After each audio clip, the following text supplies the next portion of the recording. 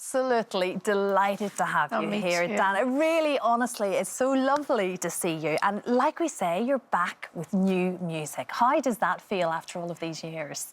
Well, I'm excited and I'm also nervous at the same time, if you know what I mean. Yes. But I just can't believe it's happening, actually.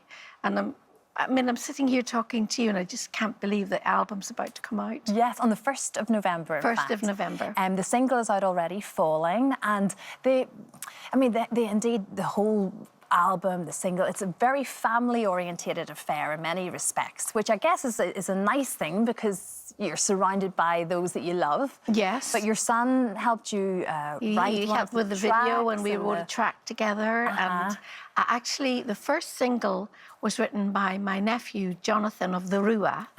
And they have also, Rosanna and her sister, Alana, they've written tracks on it. But it's been such a wonderful experience. I worked with wonderful musicians in the Ennio Morricone studio in Rome, and wonderful string orchestra, and a wonderful producer, Bob Rose. So I have to say, it's been a wonderful experience. And you still clearly get that buzz, that excitement of being back in the studio. I mean, we look at those beautiful black and white photographs there of the Eurovision, and I still know every single word of that song. I mean, it was played year after year after year with you Eurovision. Hate me, don't you? Of course I yes, don't, yeah. my goodness me. But to think that you're kind of back in the studio doing what you love, it feels wonderful, I guess. Yes, although I was really nervous going in because I hadn't actually recorded a studio album like this in some time, and I was really quite anxious and nervous.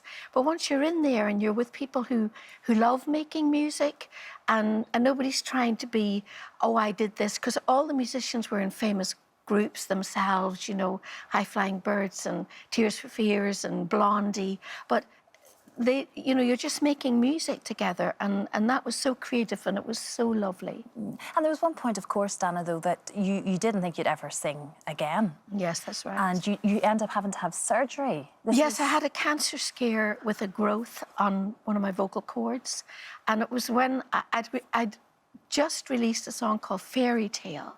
And in a way, this album kind of reminds me of that recording and that time in my career. But it took me 5 years to get back, not just because of the physical thing, but I'd had a number of relapses. And when that happens, then mentally, emotionally, you get afraid. So it took me 5 years to come back to like normal singing work. Yeah, it's a long time, actually. Yeah, yes. As you said, yes. and your confidence sort of takes a bit of a knock, I guess, in that time, huge doesn't knock. But you learn an awful lot about yourself during that time, and facing into the fears and deciding, will I just give up or will I fight on? And that's what I did at that time. And I kind of feel that's what I've done at this time. Yeah, which is why the album, I guess, is so special. It's very and special so powerful to me. for you. Yes. Yeah, of course. But music has clearly always been a part of your life, Dana, from, well, yes. being a little kid. In fact, your parents were very musical as well.